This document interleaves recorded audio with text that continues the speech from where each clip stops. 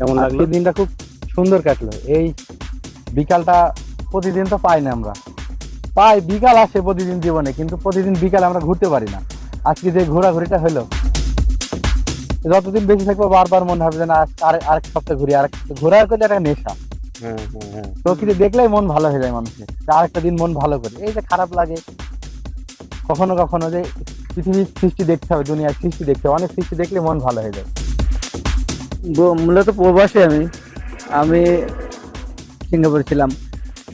তো আমার খুবই ভালো লাগছে এই কারণে যে দীর্ঘদিন বিদেশে ছিলাম, ওখানে তো আমাদের গ্রামের যে দৃশ্যগুলো এগুলো দেখার সুযোগ নাই।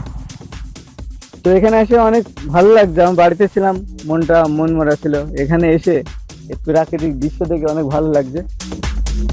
তো আপনারা চেষ্টা করবেন সবাই যে সপ্তাহে একটা দিন যাতে আমরা প্রকৃতির সাথে আমরা মিশতে পারি, প্রকৃতির মাঝে বেড়াতে পারি।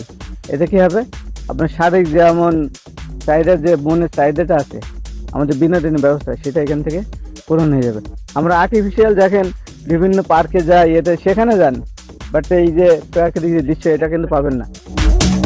তাই আমরা প্রত্যেকেই শরীর সুস্থ থাকে সেই ব্যবস্থা করব, এবং আল্লাহর কাছে দোয়া করি সবাই এখানে সুস্থ থাকেন এবং সকলেই শরীরের দিকে যত্ন রাখেন।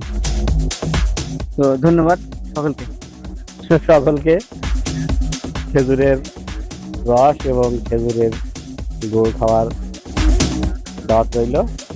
সময় পেলেই অবশ্যই যোগাযোগ করে, ফোনে হোক, হোয়াটসঅ্যাপ হোক, এখন তো যোগাযোগের অনেক মাধ্যম, যে যেই মাধ্যমে পারেন অবশ্যই যোগাযোগ করবেন যে ভাই খেজুরের রস খাবো কি খেজুরের গুড় খাবো। অবশ্যই আপনাদের জন্য হারণ ব্যবস্থা করে ফেলবে। সেই সাথে আপনার সাথে একটা হয়তো মূল্যবান ভিডিও হয়ে যেতে পারে।